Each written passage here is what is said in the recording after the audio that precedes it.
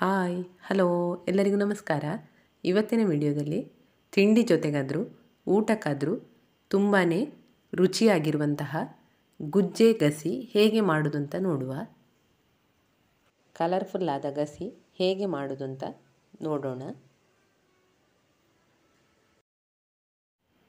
ಮಸಾಲೆಗಾಗಿ 4 ಒಣಮೆಣಸು, 1 ಚಮಚ ಉದ್ದಿನಬೇಳೆ,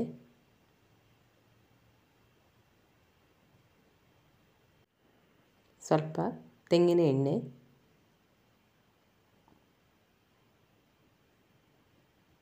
ಇದನ್ನೀಗ ಚೆನ್ನಾಗಿ ಹುರಿದುಕೊಳ್ಬೇಕು. ಮೆಣಸು ಮತ್ತು ಉದ್ದಿನಬೇಳೆ ಸ್ವಲ್ಪ ಚೆನ್ನಾಗಿ ಫ್ರೈ ಆದ ಮೇಲೆ ಇದಕ್ಕೀಗ ಬೆಳ್ಳುಳ್ಳಿ 1 ಎಸಳು, 2 ಲವಂಗ, 4 ಕಾಳುಮೆಣಸು, ಚಿಕ್ಕ ತುಂಡು ಚಕ್ಕೆ ಇಷ್ಟನ್ನು ಹಾಕಿ ಚೆನ್ನಾಗಿ ಮಿಕ್ಸ್ ಮಾಡಿಕೊಂಡು ಸ್ಟವ್ ಆಫ್ ಮಾಡಿಕೊಳ್ಬೇಕು. ಲವಂಗ ಎಲ್ಲ ಹಾಕಿದ ಮೇಲೆ ಜಸ್ಟ್ ಫ್ರೈ ಮಾಡಿಕೊಂಡ್ರೆ ಸಾಕು. ಸ್ಟವ್ ಆಫ್ ಮಾಡಿದ ಮೇಲೆ ಆ ಬಿಸಿಗೆ ಅದು ಫ್ರೈ ಆಗಿ ಬಿಡ್ತದೆ. ಈಗ ಇದು ರೆಡಿಯಾಗಿದೆ.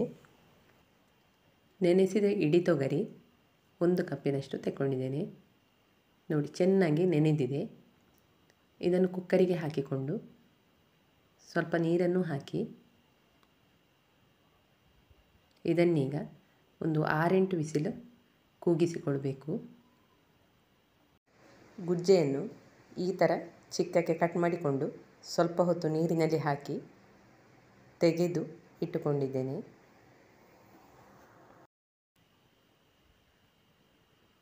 ಈಗ ರುಚಿಗೆ ಬೇಕಾದಷ್ಟು ಉಪ್ಪನ್ನು ಸೇರಿಸಿಕೊಳ್ತಾ ಇದ್ದೇನೆ.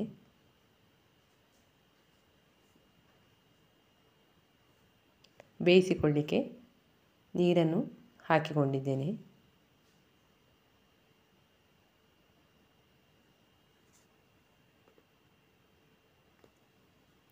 ಇದನ್ನೀಗ ಚೆನ್ನಾಗಿ ಬೇಯಿಸಿಕೊಳ್ಬೇಕು. ಕುಕ್ಕರಲ್ಲಿ ಬೇಯಿಸಿದರೆ ಚೆನ್ನಾಗಿರೋದಿಲ್ಲ. ಹೀಗೆ ಓಪನ್ ಆಗಿ ಬೇಯಿಸಿಕೊಳ್ಬೇಕು. ಇನ್ನು ಸ್ವಲ್ಪ ಹೊತ್ತು ಬೇಯಬೇಕಿದೀಗ.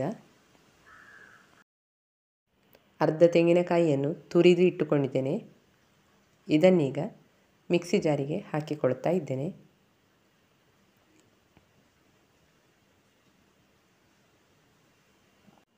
ಹುರಿದಿಟ್ಟ ಎಲ್ಲ ಸಾಮಗ್ರಿಗಳನ್ನು ಇದಕ್ಕೀಗ ಸೇರಿಸಿಕೊಳ್ತಾ ಇದ್ದೇನೆ.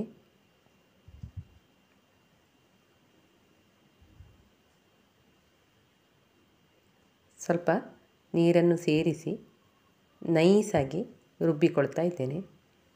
ನೋಡಿ ತುಂಬ ಚೆನ್ನಾಗಿ ಬಂದಿದೆ ಕಲರ್ ಕೂಡ. ಈಗ ಇದು ಬೆಂದುಕೊಂಡು ಬಂತು. ನೋಡಿ ಚೆನ್ನಾಗಿ ಬೆಂದಿದೆ. ಇದಕ್ಕೆ ನಾವು ಕುಕ್ಕರಲ್ಲಿ ಈಗಾಗಲೇ ಬೇಯಿಸಿಟ್ಟಂತಹ ಇಡಿ ತೊಗರಿಯನ್ನು ಕೂಡ ಸೇರಿಸಿಕೊಳ್ಬೇಕು.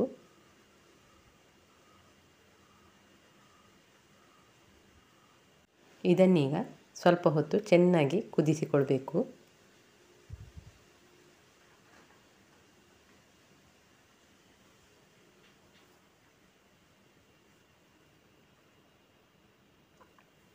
ಇದಕ್ಕೆ ರುಬ್ಬಿಟ್ಟಂತಹ ಮಸಾಲೆಯನ್ನು ಸೇರಿಸಿಕೊಳ್ತಾ ಇದ್ದೇನೆ.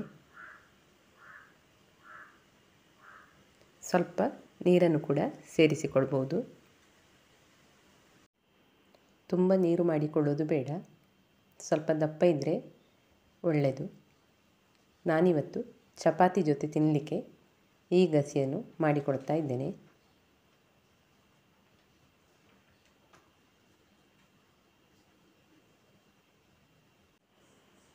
ಇದನ್ನೀಗ ಚೆನ್ನಾಗಿ ಮಿಕ್ಸ್ ಮಾಡಿಕೊಳ್ಬೇಕು.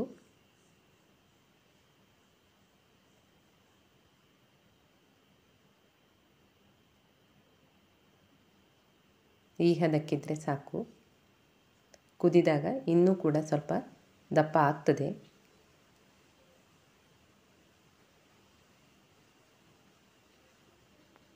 ನೋಡಿ ಇದೀಗ ಕುದೀತಾ ಇದೆ. ಕಲರ್ ಕೂಡ ತುಂಬ ಚೆನ್ನಾಗಿ ಬಂದಿದೆ.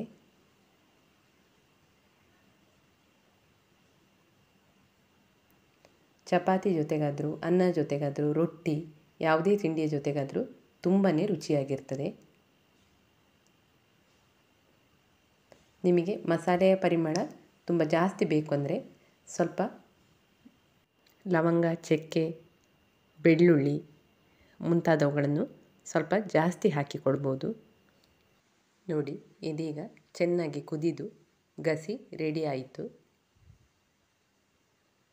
ಈಗ ಇದಕ್ಕೆ ಸಾಸಿವೆ, ಎಣ್ಣೆ ಹಾಗೂ ಕರಿಬೇವನ್ನು ಸೇರಿಸಿ ಒಂದು ಒಗ್ಗರಣೆಯನ್ನು ಕೂಡ ಮಾಡಿಕೊಂಡಿದ್ದೇನೆ. ಇಡೀ ತೊಗರಿಯ ಬದಲು ಕಡಲೆ ಸೇರಿಸಿಯೂ ಇದೇ ರೀತಿ ಗಸಿ ಮಾಡಿಕೊಳ್ಬಹುದು.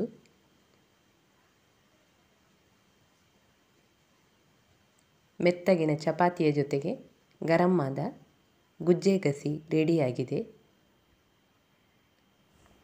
ನಿಮಗೂ ಇಷ್ಟ ಆಯಿತು ತಾನೇ? ನೀವು ಟ್ರೈ ಮಾಡಿ ನೋಡಿ. ಲೈಕ್ ಮಾಡಿ, ಶೇರ್ ಮಾಡಿ, ಸಬ್ಸ್ಕ್ರೈಬ್ ಮಾಡಲು ಮರೆಯದಿರಿ. Thank you.